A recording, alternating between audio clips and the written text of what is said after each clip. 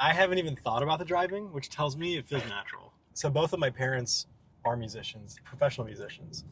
So I was obviously raised around that and feeling like I was raised in an environment where making music was a very normal thing to do as a very big part of your life. Mm, Are you familiar with the movie The Prince of Egypt?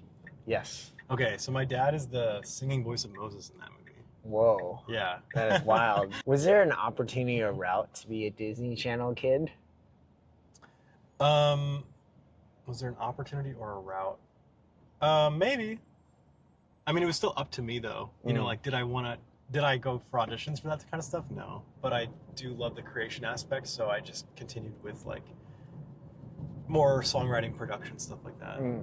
Being a producer, Yeah, that's then what it turned into.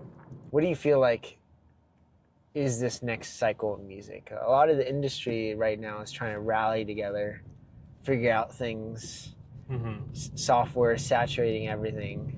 There's this temptation to like act like I have things figured out, or showcase something. But I'm just gonna This is a work always in be progress. 100% transparent with you. Yeah. Even if it's recorded, I'm still figuring these things out along with the industry Mm, and along with artists who are figuring it out. Um, I think it can just all feel super overwhelming mm. in general, um, and scary in lots of ways, like creatively, but also having to operate as a business is something that still artists are having to understand. I think there's a slow understanding of that, and it's interesting because that I just don't think that like much in music lasts very long if it doesn't have that.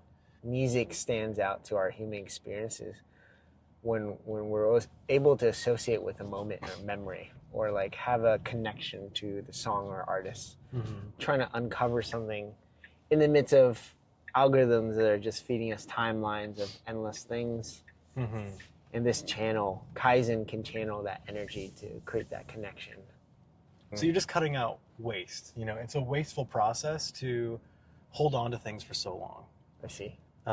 And that for me clicked around music because it felt that way with how people often write and release music, is that there needs to be much more freedom around how we actually share it. And it should be much. Yeah. So the idea was like letting an artist release music early before it's done and then updating it over time in public.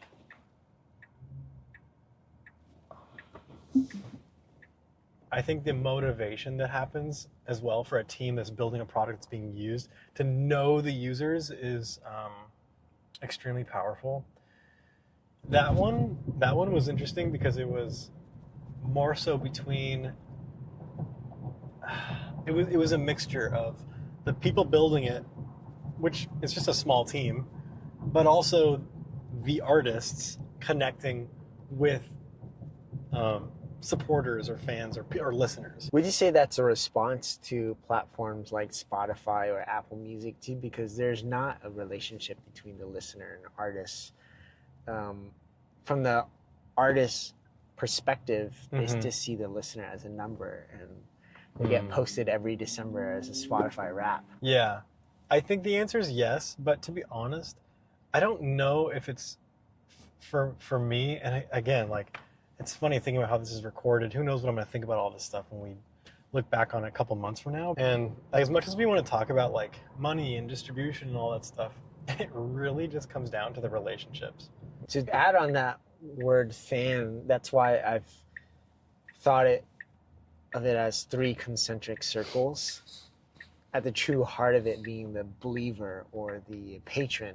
Because the believer and patron is the early day supporter, whether it's on Bandcamp, where they're actually dispersing capital with belief and support behind it. The patron Okay, has financial capital behind their belief, because the listener's more passive than anything. Mm-hmm. The supporter is gonna show up to the event, Mm-hmm. buy something, but the believer of any faith or cult or religion or country, Yeah. they're willing to take that leap of faith and do something that doesn't make sense right now. I've always been more the adventurer, a person that's trying to figure out the subculture of things, if you owned all the billboards in Los Angeles, what would your message be to Los Angeles?